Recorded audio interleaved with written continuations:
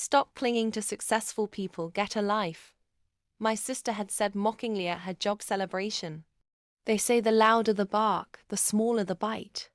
And that morning, over overpriced eggs Benedict and bottomless mimosas, my sister was barking louder than ever. It was her big celebration. She just landed a fancy corporate job at a sleek New York firm. Everyone was there. Friends, family, even her smug new boss, Max. The whole restaurant buzzed with clinking glasses and shallow compliments. And then she decided to humiliate me. "So glad you could make it," she said loudly, raising her glass. "Even though you're still figuring your life out." I smiled politely. "Oh, come on," she added, twisting the knife. "You've got to stop clinging to successful people. It's getting embarrassing."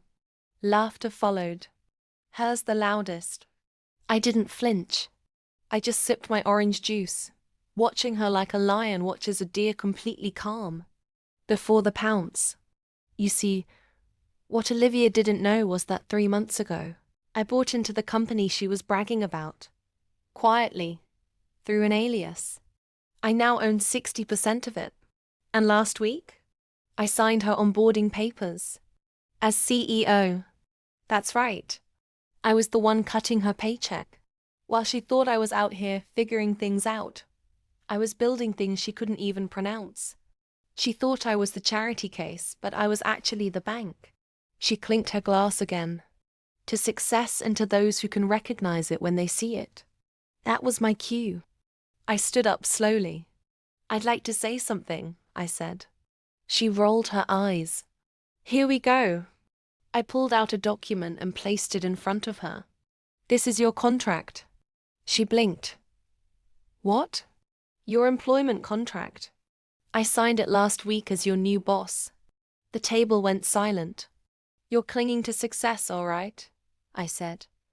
"Mine." Her jaw dropped. Everyone's head turned like they were watching live theater. Even Max looked like he'd swallowed his tongue. "And just so we're clear," I continued, "your probation ends in 90 days. Impress me." Then I sat down and took another bite of my pancakes, fluffy, like her ego before it crashed. She didn't say another word that morning. I didn't need her apology. Her silence was louder than any sorry she could muster. And now, she shows up to work early, sends me polite emails, and never, ever mentions brunch again. Want more stories where the underdog flips the script? Hit that subscribe button right now.